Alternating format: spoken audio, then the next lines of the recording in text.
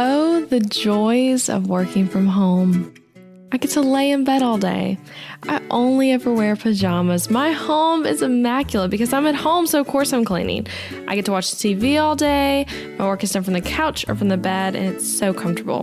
No one tells me what to do, so I just get to chill all day, and it's so much fun. LOL.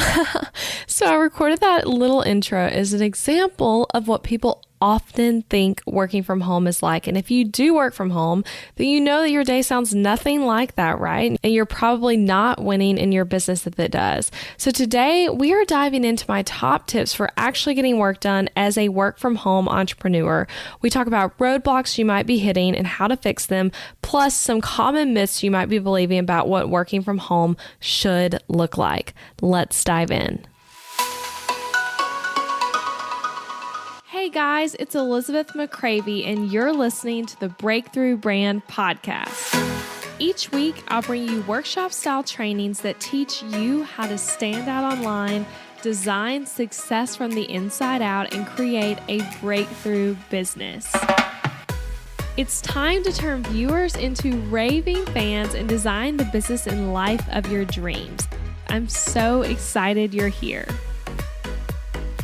Hey friend, welcome to episode 6 of the Breakthrough Brand Podcast. I am so pumped about this episode because this was actually one of the most requested episode topics from you guys when I asked you on Instagram what you wanted to hear about on the podcast, like even before there were any episodes yet. Like this was the thing that everyone wanted to hear about, working from home, how to actually get work done, how to be productive, all that good stuff. And I'm so excited to cover just generally all the stuff people like want to talk about when it comes to working from home. And I'm going to share some tips of how to do it well and how to have fun too with it, because it really is a gift. And I've certainly learned that through not managing time well and learning to manage time well and still messing up plenty of the time in my business. So let me start by saying that having the flexibility to work from home is a blessing. So if you're listening to this and maybe you're at the gym right now, maybe you're driving, maybe you're sitting in your home office working on some kind of project, or you're cooking dinner or whatever, but your situation is that you have the flexibility to work from home, know that that's a blessing because you get to be the creator of your schedule. You get to be the master of your working hours, your vacations, what you do with your day, all of that kind of stuff. And I often have friends and family who work more standard jobs tell me like they wish they could have a schedule like mine because it really is a great thing. I know a lot of times though, a frustration those of us who do work from home and are self-employed can find is that people think that because we create our own schedule that therefore like we don't really work. I've had plenty of that happen to me as well, but regardless, it's a gift. So if you're someone who has the pleasure of this, know it's a blessing, it's desirable, and it's a gift worth stewarding, both for your own sanity and for the sake of your business. So although it's a blessing, being the master of all that stuff and managing your time, managing your own vacation schedule, when you're sick, like things like that, all of it can be tough because there's no one telling you you can or can't do something. In a standard job, you have those set vacation days. When you get sick, there's usually a situation set up to where you're covered, all that kind of stuff. And in your job, none of that's true when you're self-employed. And if you, like, let's say you're working from home and you get distracted folding laundry forever, and then you start work an hour later, it's fine. If you want to go get a massage at 11 a.m., it's fine. If you decide you just want to take the day off, it's fine. If you want to watch TV all day, it's fine. Because when there's no one telling you what to do, you can basically do whatever you want, which can be tough because it could be tempting to not do what's best for you or your business when this is the case. It can be like maybe tempting to like just let your schedule just be run by your inbox or whatever screaming the loudest at you and just kind of like being all over the place with your work. And I've certainly been that way at times and have learned a lot from it. So we're going to talk about the ways to get a work from home schedule that works for you and to actually get work done when you work from home. So to start, I have 2 tips that these are just like standards. Okay. They're not even going with the other tips. They're just like, these are the must do's. Okay, you guys. So number 1 is don't work from bed. And number 2, don't work with the TV on. And I have an exception to the rule number 2, but let me say to start, some of those tips, they might feel crushing to you. Like could be listening. You're like, man, like my bed is my favorite place to work. And that's when I think I'm most productive. And maybe your favorite part of working from home is getting to have a TV show or a movie or like a podcast always playing. I know a lot of people think of like TV on as a perk, like people who have standard jobs. Like I have a lot of friends who get like a work from home day and their favorite part is like, oh, I get to have the TV on in the background all day. And while that's fun, it is so much less productive. So let me tell you about my first year in business. I'm not sure if I did this for a full year or if it was just like some of the time. I really don't even remember, but I had made a habit of working with the TV on. So I wasn't like sitting in front of the TV. We actually didn't have a TV for the first year of my business. We actually, for a couple of years into marriage, didn't even own a TV. So anyway, we didn't have a TV to even sit in front of at the time, but I would use my Kindle, which had like the Netflix app, and I would just prop it up on my desk. Literally still like in front of me right now, I have that space where my Kindle would always be chilling, and I would prop it up and I would play like Friends or The Office or Law and Order SVU. Those are all three of my favorite shows. And so I would just play those in the background. And at first I was like, I'm only going to do that during my design work time because, to be fair, I still do this sometimes when I'm deep into like a website design project or branding or something where I'm not needing to read much. I'll put on a show or podcast or music in the background. And like I said, I still do this sometimes. So that's where I'm going to say, like, I think there's an exception in this rule because I do think it can be done well sometimes as like a rarity in your life. But when I started doing this at first, it was like I was only doing it when I was doing design work. And then it came to where it was like I was responding to emails or writing a blog post with the TV on, which some of you might be like judging me hard right now. And others of you might be like, what? I do that all the time too. So wherever you stand, it was not a good thing for me. It was distracting. And I was holding myself back because I was causing myself to have to work longer to get stuff done, all because I wanted the TV on. When really I could have done my work in less time and then actually just sat down and watched the TV. So I promise you, if you have the TV on all the time, or a podcast even, like just anything of that nature, a movie, anything, your focus goes down when the TV is on and it'll take a toll on your productivity. So unless you're doing a task where you know it isn't a distraction, turn it off, which I know, like if you're a photographer listening, I know I have photographer friends who like when they're editing videos, it can feel kind of like mindless work where having a TV on can feel like fitting. So I get that. I'm not necessarily talking about that kind of work, but generally speaking, having your TV on is going to be a huge distraction. And when working from bed, that was my tip number one, don't work from bed. I've never actually struggled with this one much, but I did used to have a habit of working from our sofa just because like I thought it was comfortable to kind of like lay down partially on the sofa. I think I did it a couple times when I was like sick and still worked, and then I got into the habit of doing it more. And again, like the TV being on, it's distracting. So you're not as much dialed in and focused when you're laying down in a place you associate with sleeping. So if you are working in your bed is a place where you associate with sleep. And now you're trying to do like your most productive hours of the day. It just doesn't make sense. I'm not saying you can't be in the bedroom at all to work. Like if you are someone who has a setup where your desk is in your bedroom, like totally get that, but don't work from bed. Try to make your bed be a place that you associate with sleep because you deserve that. You deserve to have spaces that are associated with different things versus like doing everything in the same space. And we'll get to like setting up home office and things like that towards the end.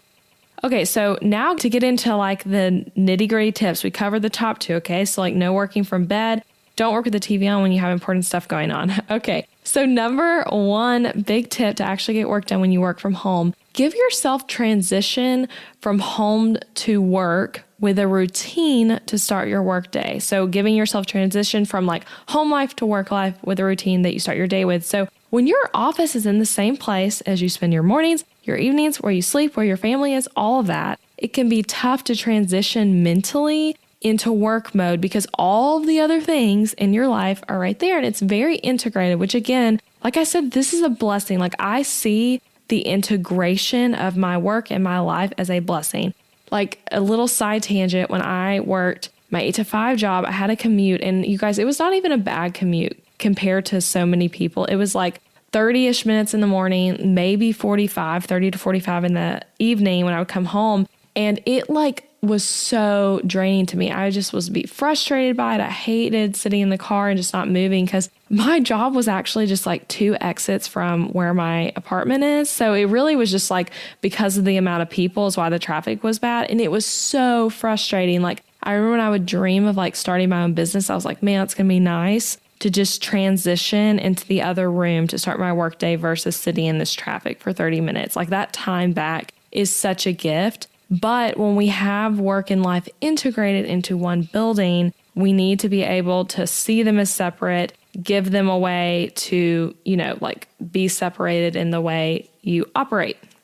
So my tip here is to give yourself a workday startup routine and a closeout routine to end the workday. So try to make a real distinction from when you like power up your computer in the morning. Well, who really turns off their computer anymore? Whenever you start up your work in the morning and then when you like close it down at night for home time. So here's a little glimpse into like kind of what my workday startup is like. So I actually start most work days by lighting candles, which that might sound weird, but I seriously love candles. They actually are like weirdly a new discovery for me. We always got candles as gifts and I would never use them until like last year. And I started like always just being really into candles. So I have a couple I keep in my office. The one right now, let's see, I have right now one from Joshua Tree Candle Company that's literally from Joshua Tree National Park in California that my brother and sister-in-law gave us as a gift like a while back. Like I said, I just finally am getting into candles again. So I love these candles and it just creates like a calming experience. Candles bring me joy. I really like it. And I see like lighting the candle as like, all right, I'm kicking in. I'm dialing into the office. Like I'm literally turning something on, so to speak, by lighting the candle. So I also always love to have coffee, tea, or like another beverage with me in the morning. Usually, I drink my coffee like during my quiet time and then I'll refill it with a new cup and like drink that in the beginning of the workday. I'm recording this right now at like 10:30 a.m. and I'm drinking a LaCroix, which I also adore as a great like treat. So that's another thing. I just like to have a drink with me. I don't know. That feels like a little bit of a startup thing. And another one, I also love to put essential oils on my wrist, under my nose, temples, all of that, again, for like energy and focus, just like with having the coffee or a drink. And I have a particular essential oil blend that my mastermind coach gave us at our last retreat that is just so energizing. Like I associate it with work now because I put it on in the office right when I start my workday. So that's a big productivity tip there. And another thing I really love to do this is the must. This is the biggest thing from like the startup. The other stuff is just fun stuff. This is the really big thing. So I always like to plan my day. You guys, if you're just literally sitting at your desk, opening your inbox and just starting on whatever, like without even really thinking about what you have to do, maybe you're doing that from a place of overwhelm because you feel like you have 1,000 things to do. So you just kind of start. You're literally wasting so much time doing that. So don't start your day by just opening your inbox. I'm not saying you can't have your inbox be the first thing you like do work-wise, but the like actual first thing you do before you dive into client work or like checking your sales or anything like that needs to be to plan your day, to start it with intention. So figuring out what you need to do that day. And I like to keep a rolling task list of the things I have to do that day. I use an app called Todoist. That's To Do IST. It's a free computer and mobile app, and I use it to like every day I put in my top 3 to 4 things that I really want to focus on. And I also use it to just remember all the like more mundane little tasks, like, oh, I got to remember to respond to this person's email or email someone about this or call this person or whatever it is. I put those things in there too. And it's really nice because if like right now I were to think of something that needs to happen 2 days from now, I can put it in there and put it for like that particular day and then forget about it. So it's kind of like an extension of my brain so that I'm not always having to hold all the stuff I've got to do in my head. So I really love Todoist for that. And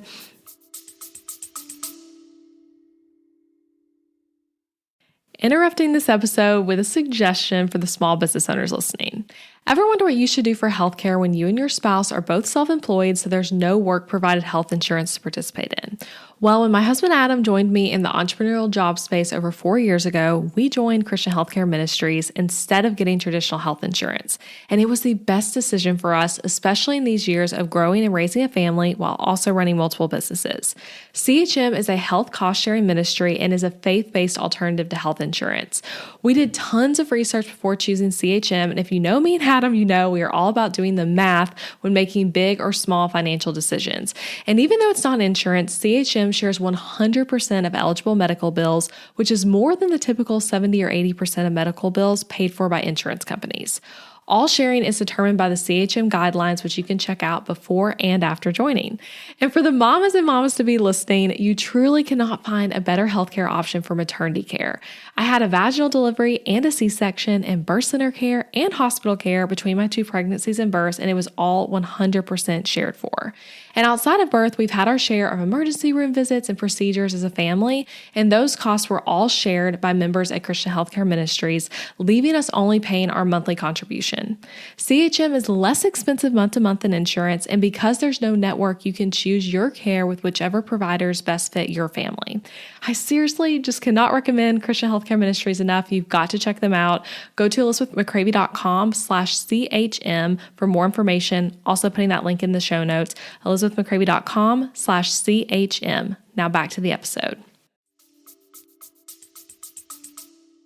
One thing too to remember when planning your workday is that tasks are different from like focused things you do. So I like to have like 3 to 4 focused things, like possibly even focused for the whole week of like big goals I'm trying to hit, and like differentiating those from the small tasks. So I don't like my workday to just be a gazillion small tasks. I like for it to be focused, bigger picture things I'm trying to accomplish that day.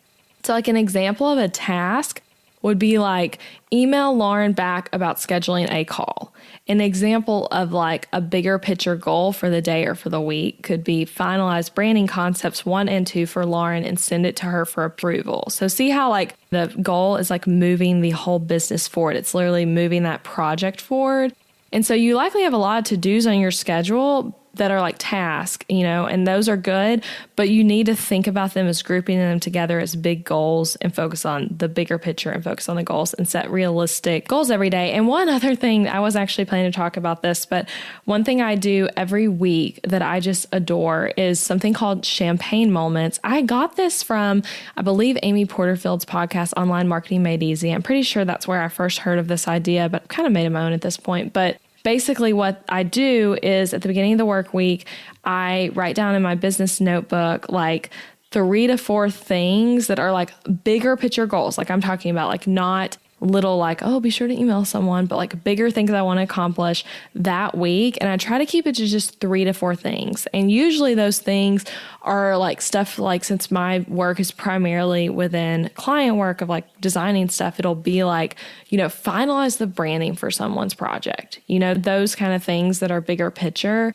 And then I plan my schedule around those top goals. And then like on Wednesday, I like to revisit it. Like, okay, I'm actually moving on these. Do I need to change them? Like sometimes you think stuff at the beginning of the week needs to be a focus when really it's not. So I like to revisit them. And then at the end of the week, like the idea is that you have a little champagne toast to celebrate that you hit the goals for the week. So I really love doing that. It helps me stay focused on bigger picture and on completing projects versus getting stuck in the little mundane tasks. So that was a little bit of a side tangent, but I like to start by focusing on big picture. What am I going to do today? Always scheduling my day at least a little bit. So I'm someone who I think I like a little bit more of like a flowy vibe with the way I schedule my life. So some people prefer more structure. Some people prefer more to go with the flow.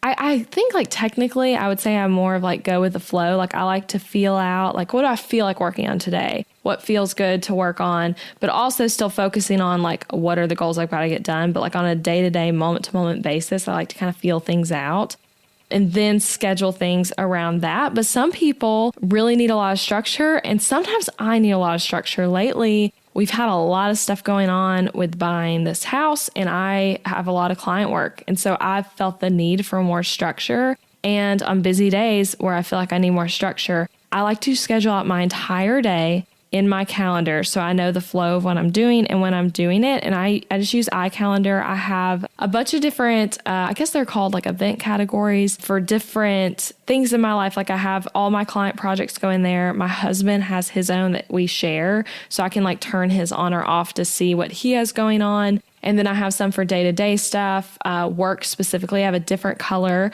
different like subject for any kind of meetings that people schedule with me, and all kinds of stuff. So I like to sometimes schedule my whole day out in there. And when I do it that way, I typically schedule it the night before. And you guys, I'm saying like detail, like I'll put in like my workout, my breakfast time, and then I'm mostly blocking stuff. So like it wouldn't be on the schedule of like email one specific person, but it might be on the schedule 20 minutes in the inbox, 30 minutes on this branding project, 30 minutes recording a podcast, like that kind of stuff.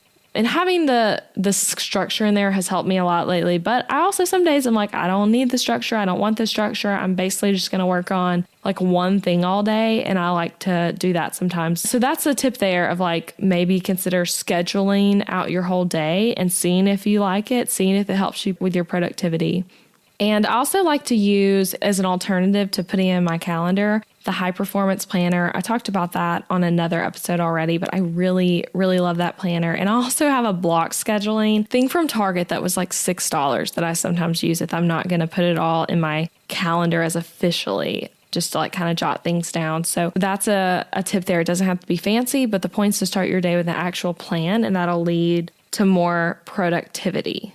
Another random tip for like managing the workday, if you have distractions outside the office, close the door to your office or whatever room in your house you're working with and ask your family to respect your work time. So like for me, I don't have kids, but I know my friends with businesses and babies, they have to set boundaries that when they're working, and when they're with their family, they're with your family. And I have to do that as well, just with me and Adam, and also just with the structure working from home. Like when I'm going to be in here working, I like to be in here working. When I'm going to be out there, I like to be out there doing other stuff in the house. So now for closing out the workday. So again, like with the whole not working in bed idea, you want to have an area of your house that's your designated work area. So it doesn't mean you can't work other places when in your house. It just means that that's mostly where you work. That's where all your work items are. And for me, that is an office/guest room. Like you guys, I have the most like not Pinterest worthy office right now. We'll get to that later. But this is where I mostly work. And then sometimes I like a change and I'll work from the kitchen table or something. But to close out your workday, consider having a little routine. The idea of leaving the office, like cleaning your desk area, checking over your to-do list. Maybe if you're going to try what I was just saying of planning out your workday in a calendar, you could plan out the next day on your calendar or on a sheet of paper and like close your laptop, turn off the computer, maybe clean off your desk and make it a true like closing. Like I like to sometimes even like just close the door to my office and then do what you need to do that's going to set you up for success tomorrow. So for me, my closing time is I literally close my laptop. I take it off of my desk and put it onto the guest bedroom bed because my husband does his quiet time in the morning sitting at my office desk. And he loves to make the joke of putting his coffee on my laptop, like my laptop is a coaster. So I always move my laptop to the guest bed. And that's like me, like I'm putting my laptop away, like I'm not working anymore. It's closed. It's not being worked with. Okay, so that's the first tip. Workday startup, workday close down.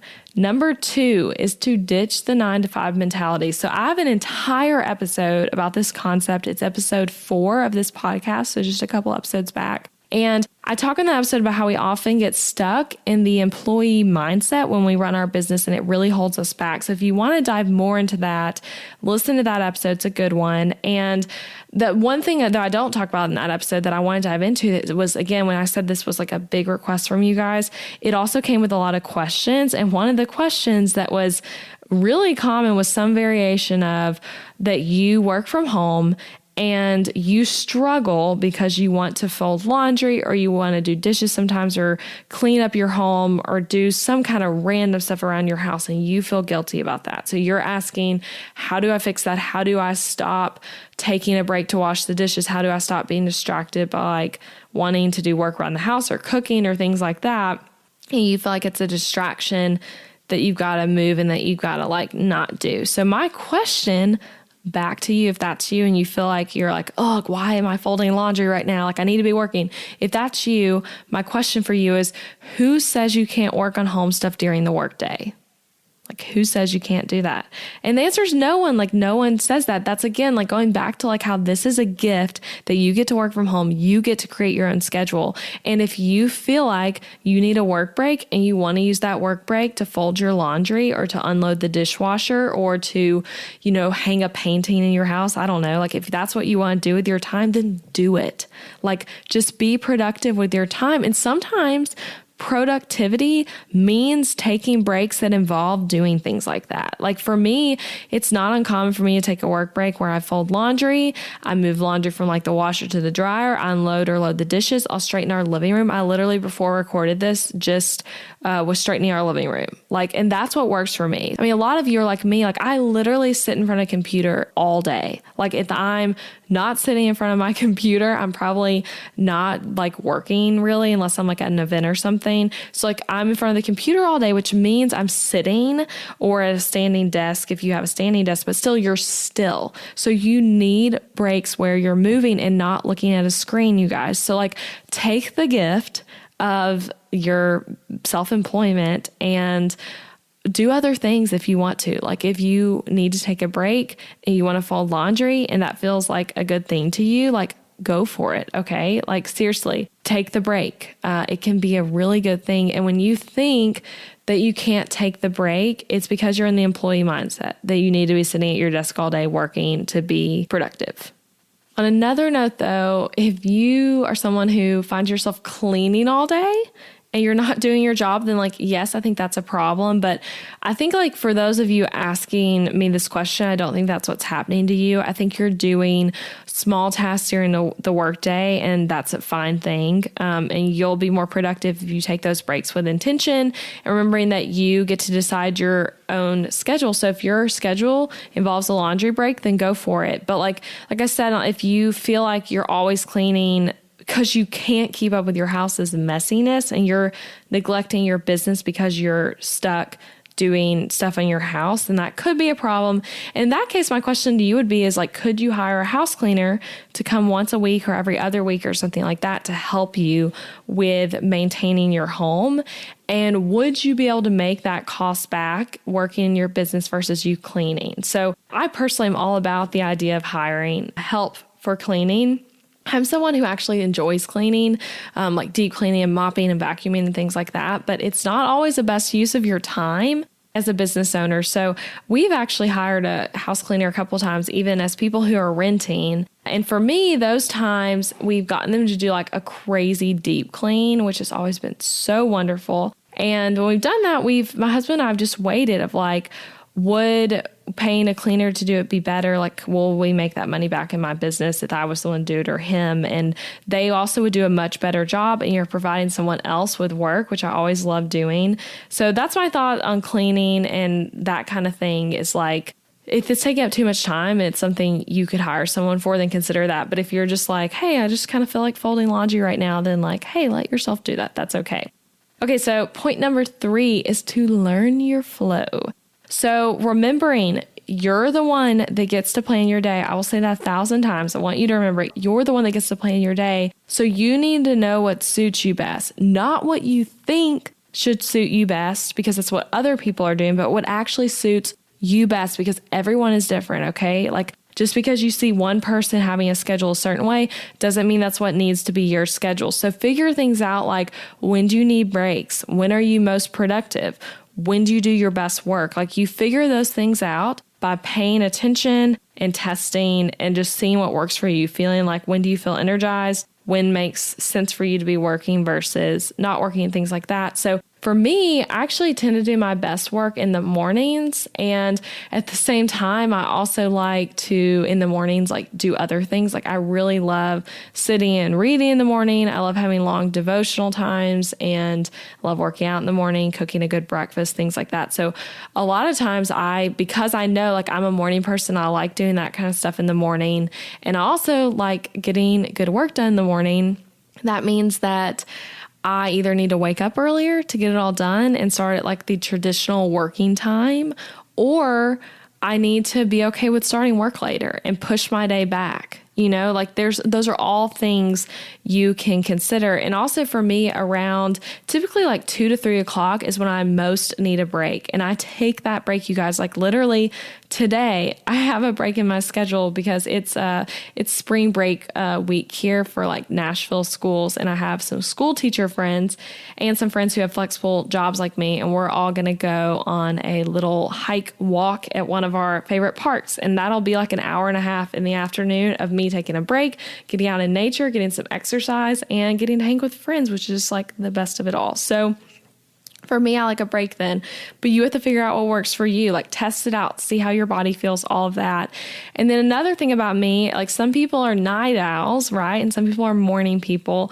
I'm definitely not a night owl, but I really do on the occasion, like maybe once a week, I don't know, something like that. I like to do website work at night where I put on the TV. This is again what I was saying about like sometimes in my own life, I make an exception to the no TV thing, but sometimes I like to put on the TV and I will sit on the floor and draw out websites and then work on them on my laptop while I'm watching like a documentary or Friends.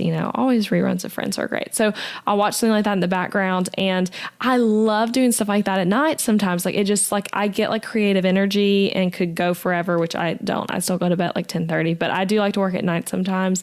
But if I were to do something like emailing or writing a blog or a podcast late at night, I just think I would have no energy. So it's like design work is what I have energy for then. So it's to my advantage to do those things earlier in the day, that like emailing and things like that. And then I take a break every like 2 to 3 hours and I like to look away from the computer and move around. So that's kind of what I found that my flow is with work, and everyone's is different. So some questions to ask this week, I would suggest you try to test your flow. Okay. If you're listening to this on the day the podcast comes out is a Tuesday. So you have the rest of the week to observe this stuff. So like at the end of your workday, ask yourself, when did I feel the most focused today?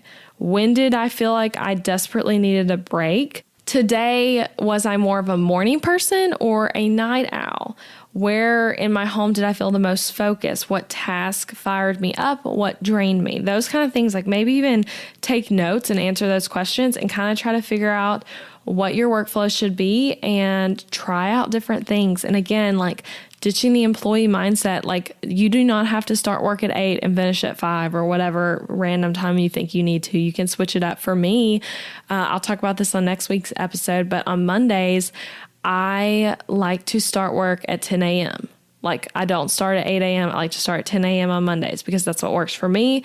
I found that out over time. And so that's what I do. And I love it. Okay. So tip number 4, we are kind of starting to be at the end of these. Tip number 4 is give yourself structure, but don't be so strict about it. So just like I said above, you want to figure out what works for you, but you're ultimately responsible for your business and how your day goes. So we want to have structure and be intentional, but we also want to take joy in being flexible because you have the gift of flexibility because you're self-employed, right? So you want to give yourself the structure, but don't be so strict that you don't get to enjoy the perks of being self-employed. So like I seriously, like one of my favorite things is like to take breaks to go to the gym and things like that. And I get the work done, you guys. Like you can get the work done and not be working constantly. Like this month for me will be an incredible month financially in my business. I think it'll be the best one yet.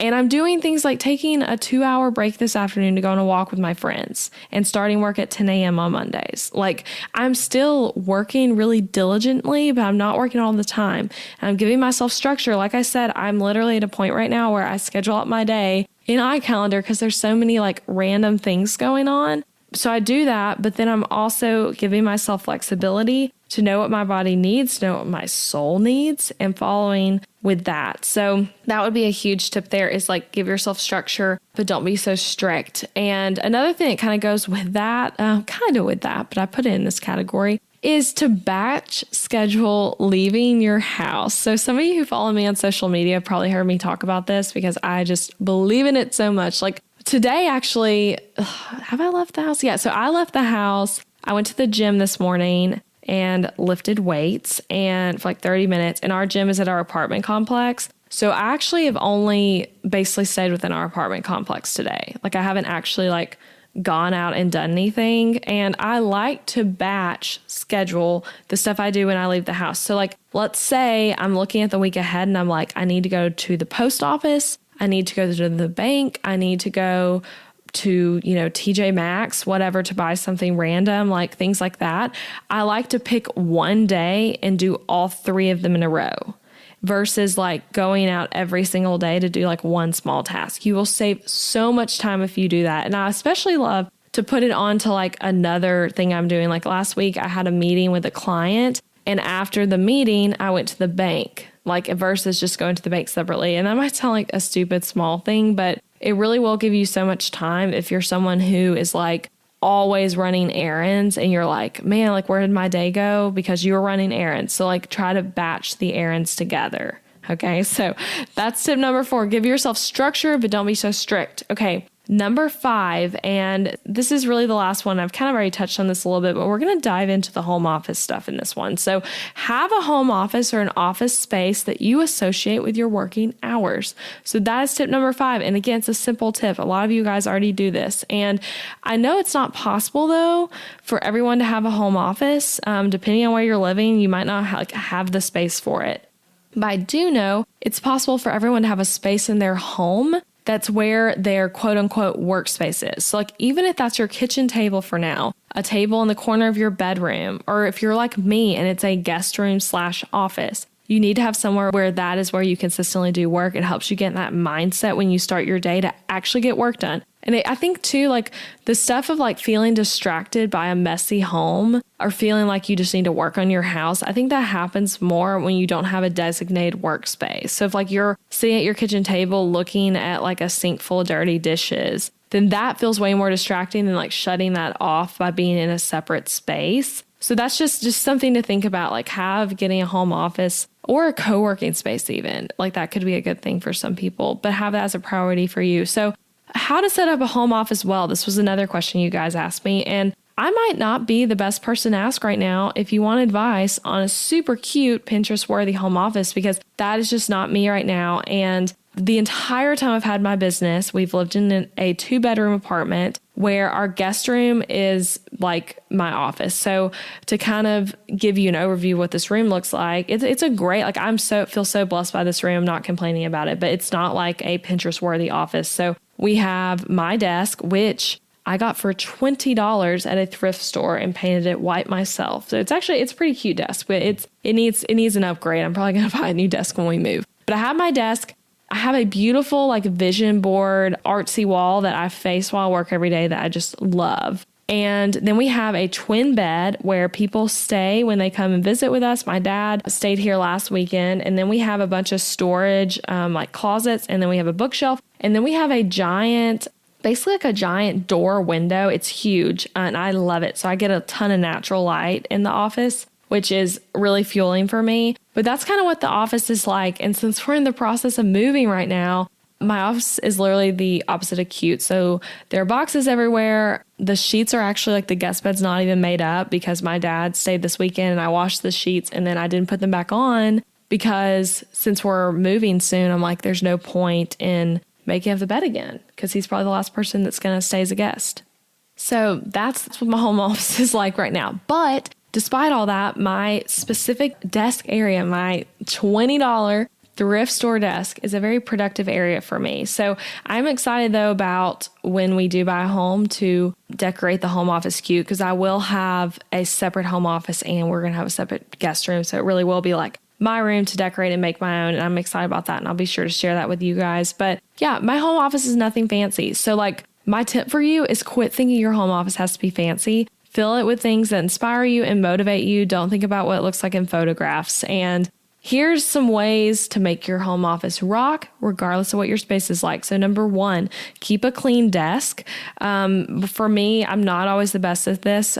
I am actually kind of a messy person. I'm a clean person, but I can be messy. But when I have my desk empty, it feels better. Like I like to just have my laptop on it, my candles, my beverage, and then I have a little thing that holds like pens and things like that I might need often. And some stuff like that in like arm's reach. But generally speaking, like keeping your desk empty-ish will help you so much like with productivity and distractions and things like that. Put things on your office wall that inspire you and motivate you. So like I said, I have this, it's like a gold wire wall hanging thing where I have different, when I was younger, I loved collage art. That was like something I was super into in like middle school and elementary school.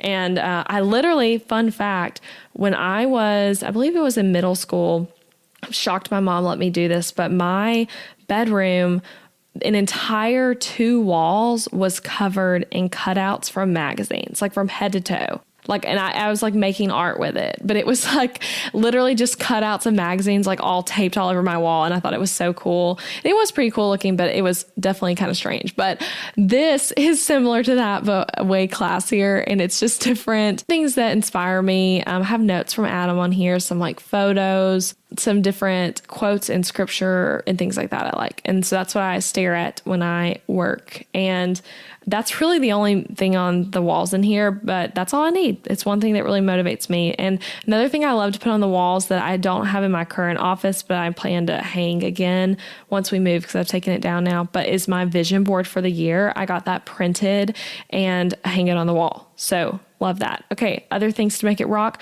Candles, like I said, just because candles, like why not? They rock. They're going to help you focus. They're going to make you feel relaxed. They set the mood, okay? So next, fresh flowers. Like I love a good bouquet in the office. Like again, just something that brings you joy. Like I don't know what that is for you, but like think about like what's something having it in your office would bring you joy, not going to break the bank, right? Like flowers and candles aren't, but they might bring you joy. Next, good lighting to keep you awake and energized. So natural lighting is obviously preferred. And that's one thing I love about my current guest bedroom / office is this giant window wall. Like I actually oftentimes don't even need to turn on lamps because it's so bright. And the office at our new house is going to be the same way. It's not a door, but it's a giant window that almost goes all the way to the floor, which will be fun. But I just have some good lighting. Like if your office feels kind of dark and you're shutting your curtains, like open the curtains and turn on some lights and be energized by that. Okay. And the last tip would just be get over feeling like it has to somehow be perfect. Okay. Like your home office does not have to be perfect. When you do photos for your business, ditch the idea that they have to be in your own home office. Like, I'm going to do an episode about this actually, but I'd get photos done periodically to update my website and social media with. And I take that back. I've done one shoot in my home office, but you don't see many of those photos anywhere. And that was when I had a friend who does photography on the side take my photos. But generally speaking, the photos are not done in my home office. They're done in other spots because right now my home office is not a place I really want photos taken in, and that's okay. So just remember that. So I hope these tips help you learn how you can actually get work done by home by creating the structure you crave for your work and home life, and also having the freedom you deserve by being flexible with your work life. So again, just remember, like, you're blessed with freedom in your schedule if you get to work from home. Like embrace that, be thankful for it, and also steward it well. Like do not just start your day doing whatever just floats into your mind. Like be structured, and your time will just literally like expand when you do this. Like you'll feel like you have so much more time when you're structured with how you plan and schedule your day and steward the act of having, your own schedule well. And for me, that's been a huge blessing in my business. And now, like, I'm about to finish this episode. I've timed it pretty right in that iCalendar schedule for the day. And after this, I literally have it in my schedule to take a 15-minute break. Once I'm done recording, I'm going to go walk around the apartment complex, maybe listen to a podcast, maybe just be silent. And after that, I'm going to get back into design work, and I'm going to hang out with my friends this afternoon. Okay. Like it's a great day, and it's great to have it scheduled out. And if you guys enjoyed this episode, be sure to tune in next week, because next week I'm talking about a week behind the scenes in my life. So I'm literally every single day I've recorded a morning message and an evening message, and I'm literally just recapping like the whole day of everything that happened. So if you feel nosy like myself, I'm so nosy, so I love stuff like this, and you want to like see what it's like in another person's business throughout Monday through Friday. Like, you need to listen to this episode. So be sure to subscribe and watch for that to release next Tuesday. So thank you guys for listening. I hope this was helpful. Bye for now.